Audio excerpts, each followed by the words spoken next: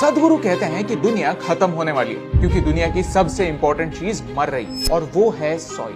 क्या बकवास है, सॉइल कैसे मर सकती है? सॉइल जिंदा थोड़ी है। बेशक सॉइल जिंदा होती है क्योंकि बस एक मुट्ठी सॉइल में 8 से 10 बिलियन जीव होते हैं। ये एक फैक्ट है। यानी पूरी दुनिया के ह्यूमन पॉपुलेशन से ज्यादा जीवन सिर्फ एक मुट्ठी सॉइल में, और इसी जीवन की वजह से हम गेहूं, चावल, फल, सब्जी सब उगाते हैं। और यही जीवन, यही माइक्रो ऑर्गेनिजम्स अब खत्म हो रहे हैं। लेकिन क्यों? यही जानने के लिए हमने सदगुरु से बात की। उनसे पूछा कि सेव सॉइल से हमें क्या फर्क पड़ता है। Every responsible scientist is pointing out, the UN agencies have clearly stated, we have only 60 to 80 harvests left in the planet. That means somewhere between 45 to 50 or 55 years.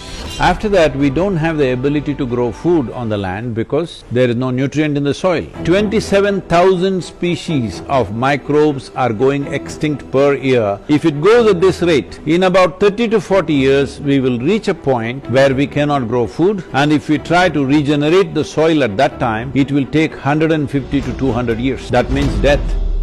Soil एक non renewable natural resource है। Did you know, सिर्फ 1 centimetre top soil बनने के लिए 1000 साल तक लग सकते हैं और उसे खोने के लिए सिर्फ 1 घंटा ही काफी है। जोरों की बारिश जहां मिट्टी को पकड़े रखने के लिए पेड़ ना हो, सॉइल डिस्ट्रॉय कर देती है। पोल्यूशन, इंडस्ट्रियलाइजेशन, केमिकल्स, रीजन एक नहीं कई सारे हैं। हम खुद चाहकर भी सॉइल नहीं बना सकते। ये प्रोसेस नेचुरल है और इसमें टाइम लगता है। लेकिन पिछले कुछ सालों में हम सॉइल को जिस स्पीड से डिस्ट्रॉय कर रहे हैं, उस स्पीड से we don't have much time left. Because of industrial level of agriculture, where there is no organic input into the soil, the plant cannot get the nutrients that it wants without the help of the microbes, because those microbes are the basis of life on this planet. Soil is not dead material where you can throw some nitrogen, phosphorus, something and make it happen. It's a living entity.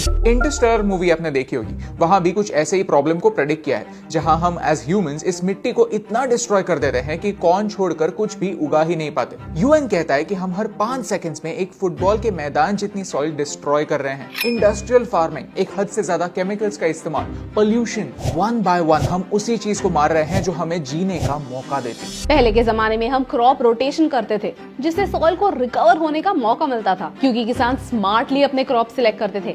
ऐसी crops की जोड़ी बनाते थे जो same nutrients use ना करते हो, so that the soil doesn't get depleted at the same time, ताकि सॉइल को भी एक ब्रेक मिले, न्यूट्रिएंट्स रिप्लेनिश होने का मौका मिले। लेकिन अब मोनोक्रॉपिंग होती है और प्रॉफिट्स बढ़ाने के लिए सॉइल की बलि चढ़ती है। 2050 तक दुनिया का पॉपुलेशन 9 बिलियन तक पहुंचने वाला है। हमें आज से 1.5 गुना ज्यादा खाना लगने वाला है, लेकिन हमारे सॉइल की फर्टिलिटी कम हो रही। आने वाले बस 25 सालों में दुनिया में 30% कम खाना होने वाला है, यानी हर 10 में से 3 लोगों को भूखा सोना पड़ेगा, और इसीलिए हमें सॉइल को बचाने की जरूरत है। But today if we attempt this now if we take the necessary action by enshrining soil regeneration and ecological regeneration as a part of our national policies across the world, in 10 to 15 or maximum 20 years time, we can make a significant turnaround.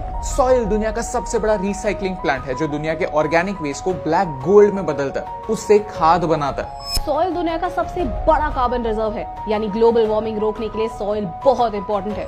Healthy soil पानी पकड़े रहता है, flooding होने से बचाता है। Soil greedy नहीं है, उसे जितना पानी लगता है वो उतना ही पानी एब्जॉर्ब करता है और बाकी का पानी ग्राउंड वाटर बन जाता है, जो आने वाली जनरेशंस के लिए एक वाटर बैंक बन जाता है। सॉइल एक कंप्लीट इकोसिस्टम है।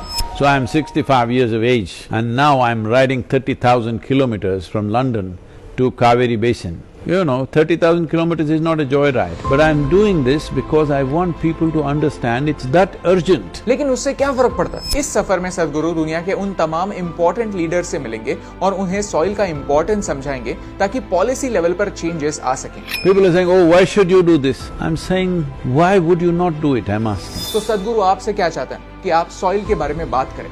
#SaveSoil के साथ सॉइल के बारे में एक फैक्ट शेयर करें। From March 21st for 100 days, everybody should talk about soil for 100 days.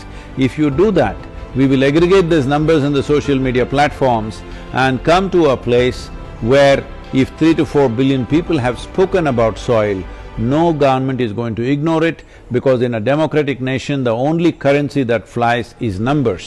सदगुरु मानते हैं कि इन्वायरमेंटल इश्यूज इलेक्शन इश्यूज बनने चाहिए। वही सरकारें चुनकर आनी चाहिए जो हमारा भविष्य सुरक्षित रखने का वादा करें और उसे निभाएं। अगर आपको इस वीडियो से वैल्यू मिली तो इस मूवमेंट को आगे बढ़ाने में हमारी और सदगुरु की मदद कीजिए। जब तक हम दुनिया की सरकार से डिमांड नहीं करेंगे, उनसे सवाल नहीं पूछेंगे, तब तक एनवायरनमेंट को कोई भी सीरियसली नहीं लेगा। और यही इंपॉर्टेंट बात आप तक पहुंचाने से मुझे फर्क पड़ता है।